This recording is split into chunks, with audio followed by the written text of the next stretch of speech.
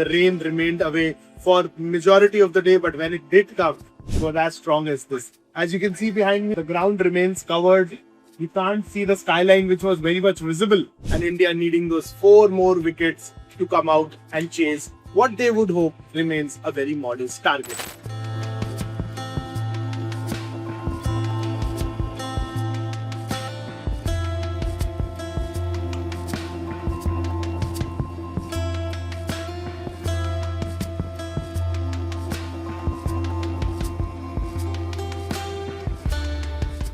Early finish for day 4 because of the usual suspect rain.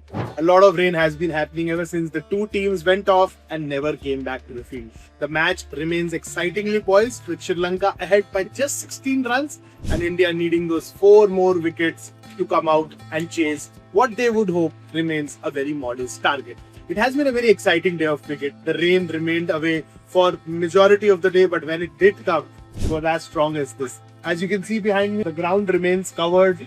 You can't see the skyline, which was very much visible in the first 2 sessions. The famous tower isn't visible. The ground staff remains positioned. The covers are on and they are ensuring that play will resume the moment it stops raining so that they can have the ground ready and have the conditions back to normal. Now coming back to the match, I think it was again a very solid reply by Sri Lanka today, coming out to bat the way they did. Sindhu playing that brilliant knock and missing out what could have been and should have been his second 100. He missed out a 100 in the first innings as well. And after that, Mendes getting those crucial runs in the middle order. And then Sonal doing the job and still being the thorn in the flesh for the Indian cricket team. But overall, I think tactics-wise, it was a very defensive day for the Indian cricket team. They did allow a period where the game did drift away from them.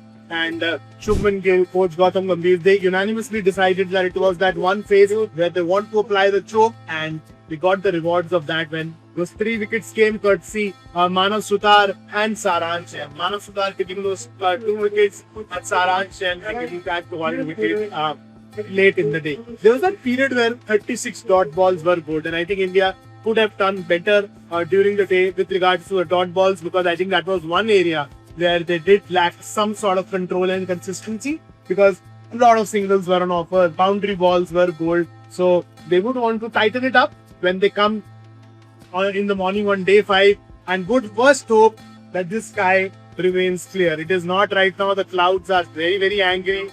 It is pouring, it is bucketing down, and as Sairaj Bhogle said, that was the prime reason why they enforced the follow-on, because the bad weather has been following them since gone. And in Colombo, this is the strongest spell of rain which we have seen in the last 1 week. Training, match days, there was some rain in the air, there was some rain around, but not as strong as what we are seeing right now. The ground will take a lot of beating with this round, but the towers are still on, the tyres are in place, the ground staff is keeping a close watch, the officials of the Sri Lankan cricket are keeping a close watch, because the series is set up for a brilliant finish, for a brilliant finale. 2-0 in India's favour, or will Sri Lanka fight and produce a batting performance of a lifetime to echo out the We'll wait and watch, and we'll find the result of that in a matter of hours. So keep watching TY Sports, like, share and subscribe. My throat is going dry, but the clouds are still not.